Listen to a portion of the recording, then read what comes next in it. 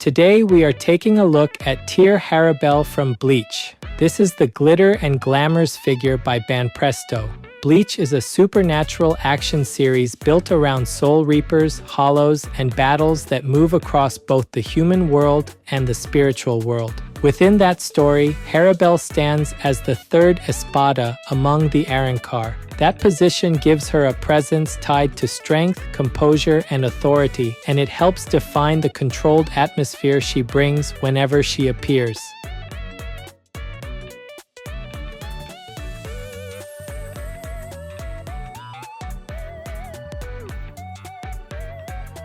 Today's highlights for this figure are the outfit recreation, the fully sculpted weapon, and the way the body line is emphasized through her curves. The outfit recreation is one of the strongest parts of the figure. The white upper garment rises from the neck and continues into the mask-like lower face covering, while the black-edged opening across the chest creates a very clear boundary between the clothing and the exposed body. Below that, the dark sash at the waist and the long white lower garment complete the design in a way that keeps the full costume easy to read from top to bottom.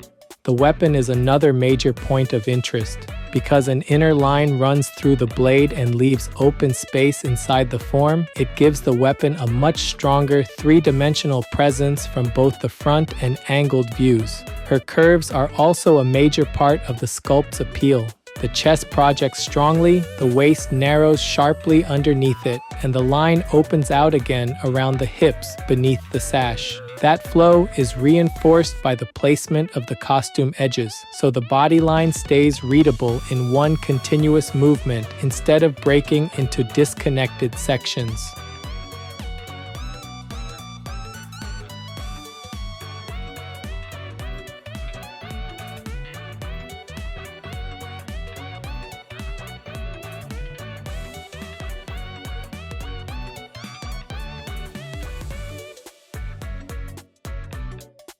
This channel brings you figure reviews and anime merchandise updates straight from Japan. If you enjoyed this kind of content, don't forget to subscribe.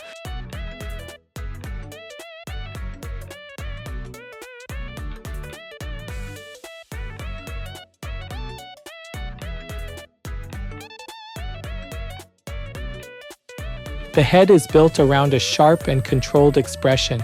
The eyes are long and narrow, with green irises set under strong upper lash lines, so the face immediately reads as stern rather than soft. Because the lower half of the face is covered, the eyes become the main point of expression, and that makes the stare feel even more focused from the front. The white lower face covering rises high across the cheeks and up to the mouth area, creating a strong vertical block through the center of the head. A black line runs down the middle, and the round gold details placed on both sides add extra structure to that front view instead of leaving it as a plain surface. The upper edge of that covering also has a slightly uneven contour, which helps separate the exposed face from the covered area more clearly. The hair adds a lot of energy around that otherwise controlled expression. The bangs fall in separated pointed sections across the forehead, while the outer sections spread outward and widen the silhouette of the head. Because the front strands overlap at different depths instead of merging into one flat mass, the face stays framed without losing clarity. Behind that, the hairstyle becomes much more active. Shorter layered sections build volume around the back of the head, and longer sections extend backward and outward beyond the shoulders. Some of those long strands are gathered with blue bands near the lower portion, which creates a visible change between the loose flowing hair and the tied sections. That contrast between the dense, short layers near the head and the long, trailing strands behind it gives the entire head area a strong sense of movement.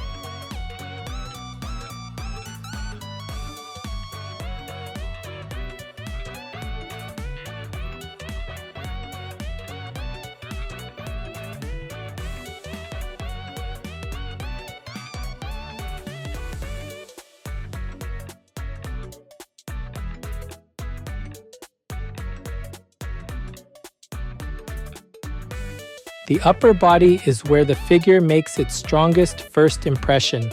The chest is pushed forward prominently, while the line beneath it pulls inward quickly through the stomach, so the torso creates a very strong contrast between fullness and narrowness. That transition is easy to follow because the center of the body stays open and uninterrupted.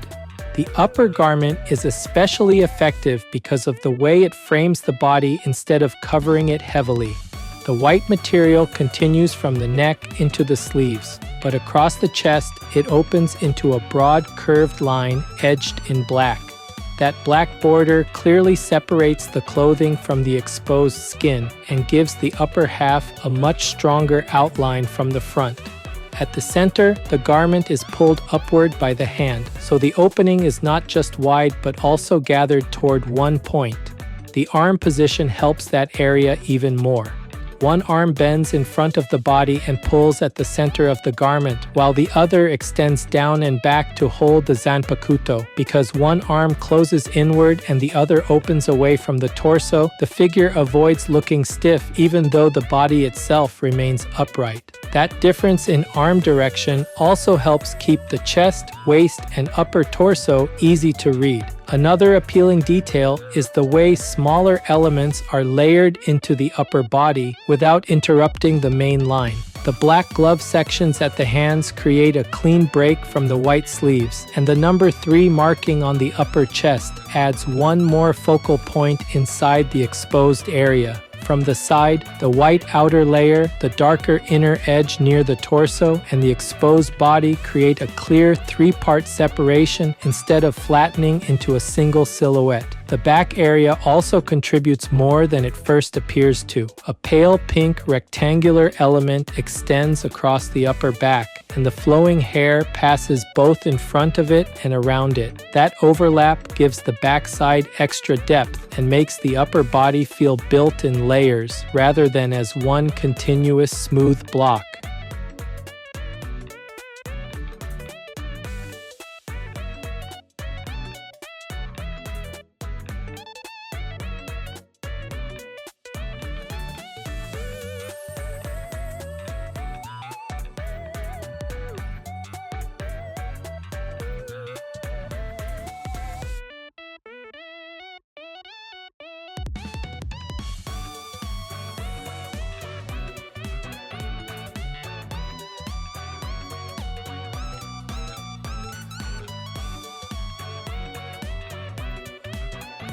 The lower body continues the same costume logic in a very clean way. A dark sash wraps low around the waist, and its layered folds create a thicker band that clearly interrupts the otherwise smooth body line. That band is important because it acts as the visual break between the exposed torso above and the long white lower garment below. The lower garment itself is broad and heavy in shape, but it is not treated as a plain vertical sheet. The center front gathers into long folds that run downward, while the outer sections keep wider flat surfaces near the edges. That difference between the gathered center and the broader outer panels gives the lower half more structure than a simple straight skirt-like form would. The side openings are another major point. They cut deeply upward from below the sash and expose long vertical areas of the hips and upper legs. Because those openings appear from multiple angles, the figure keeps the body line visible, even though the lower garment is long and covers most of the legs. They also help connect the narrow waist to the wider lower silhouette in a much more dynamic way. The weapon strengthens the lower half as well because of how it travels beside the body. The purple-wrapped handle, the angular guard, and the elongated blade all create a second long line running away from the figure. What makes it especially effective is that the blade includes an open inner section rather than remaining a solid flat strip, so it feels much more sculptural in space. At the bottom, the lower garment falls close to the feet, and the shoes remain visible beneath it with a clear contrast between the dark interior and the light outer edge. That small reveal at the bottom works well because it keeps the figure from ending in one uninterrupted block of white. Instead, the lower half finishes with one last clear separation of shapes before the eye leaves the figure.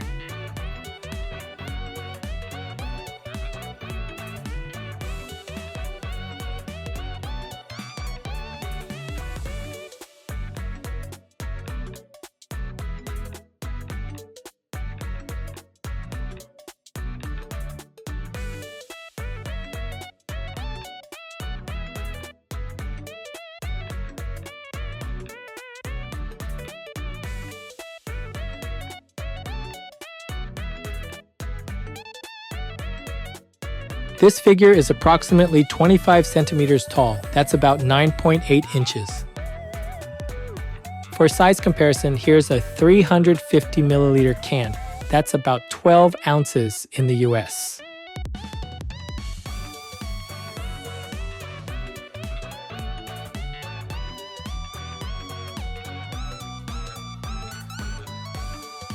Overall, Tier Harribel by Banpresto stands out for the way this figure combines a sharp expression, a very recognizable costume layout, and a strong full-body silhouette into one clearly readable sculpt. The face immediately sets the tone with its narrow green eyes and the white covering across the lower half, giving the figure a calm but severe presence from the front.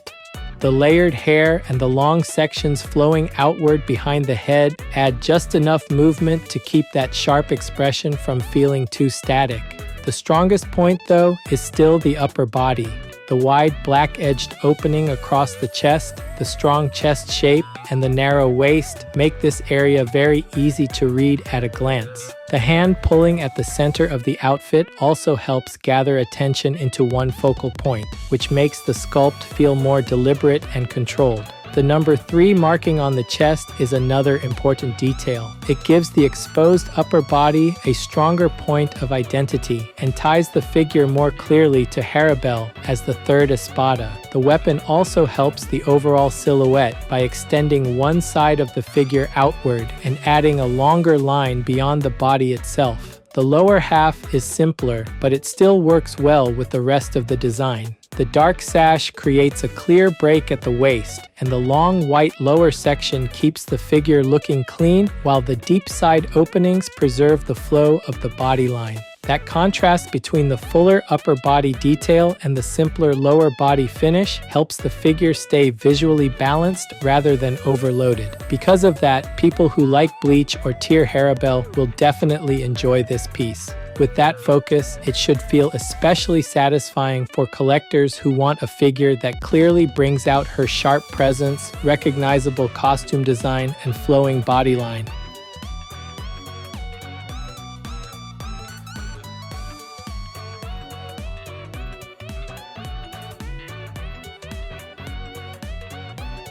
That's it for this video. If there's any part of the figure you liked, feel free to leave a comment and share your thoughts. Thanks for watching, and I'll see you in the next video.